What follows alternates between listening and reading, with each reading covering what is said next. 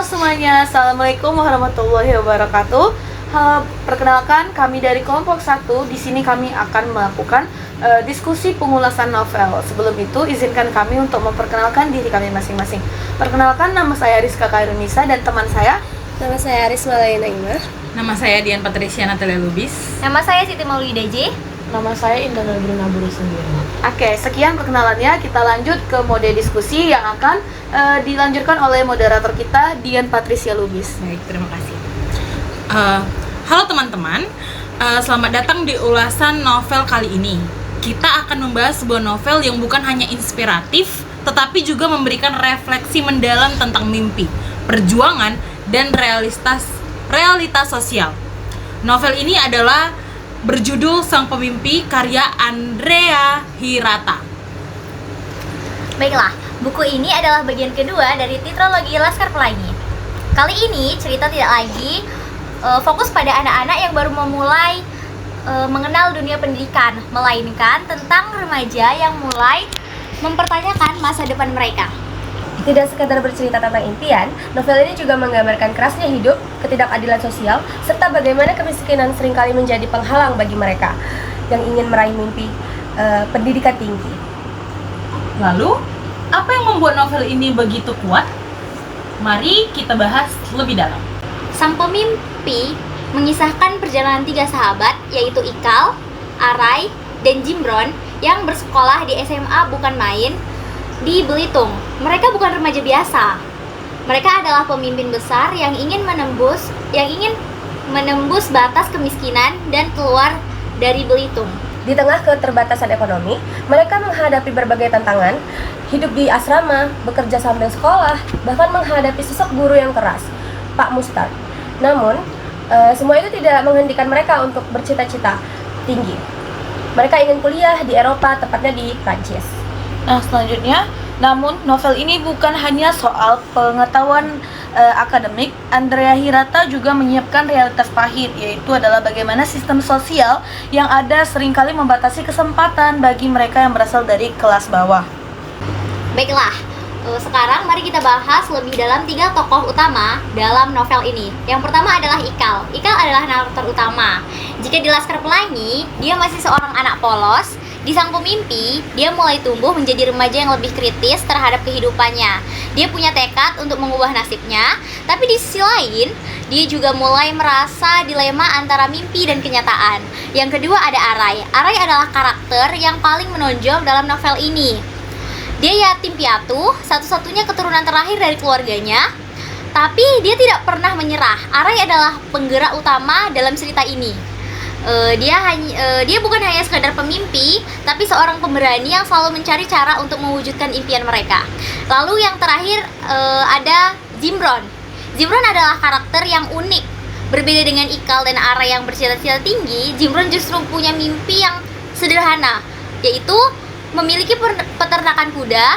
Karakternya menunjukkan bahwa setiap orang punya mimpi masing-masing dan tidak ada yang lebih tinggi atau lebih rendah. Nah, selain itu ada karakter utama, ada juga Pak Mustard ya. Dia itu guru yang keras dan disiplin. Awalnya dia terlihat seperti penghalang bagi mereka, tetapi jika dilihat lebih dalam, dia sebenarnya ingin menjadi refleksi dari sistem pendidikan yang ketat dan penuh aturan.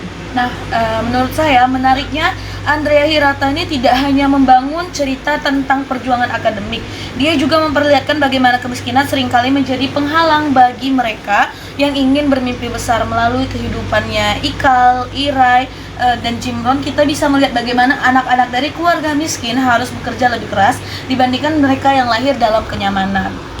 Baik, sekarang mari kita analisis novel ini secara kritis.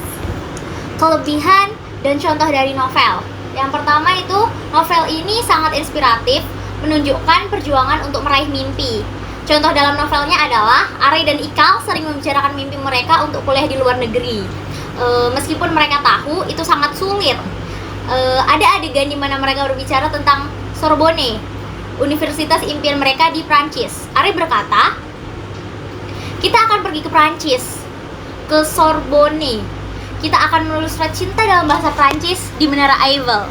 Ini menunjukkan bagaimana mereka terus bermimpi meskipun realitas kehidupan mereka sulit.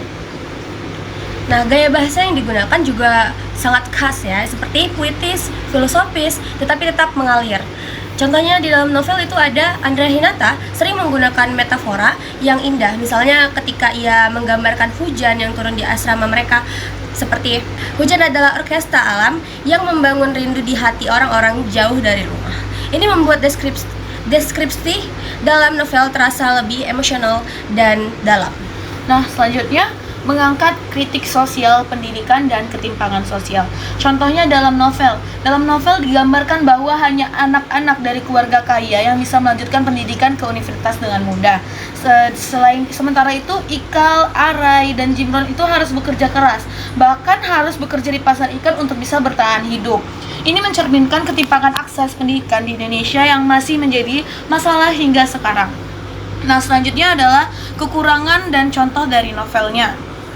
Jadi yang pertama yaitu beberapa adegan terasa terlalu dramatis dan terlalu dilebih-lebihkan. Contoh dalam novelnya yaitu saat Arai dihukum di sekolah karena membolos, digambarkan seolah-olah ini adalah hukuman paling berat di dunia. Guru mereka, Pak Mustar, bertindak sangat keras, bahkan sampai disebut sebagai monster disiplin. Padahal dalam kehidupan nyata, hukuman sekolah tidak selalu sekeras itu. Ini membuat beberapa adegan terasa lebih teatrikal daripada realistis. Lalu yang kedua, alur cerita memiliki kemiripan dengan Laskar Pelangi, yaitu tritologi yang pertama. Contohnya dalam novel adalah tema besar novel ini adalah perjuangan dalam pendidikan, sama seperti di Laskar Pelangi. Karakter Arai memiliki kemiripan dengan Lintang di Laskar Pelangi.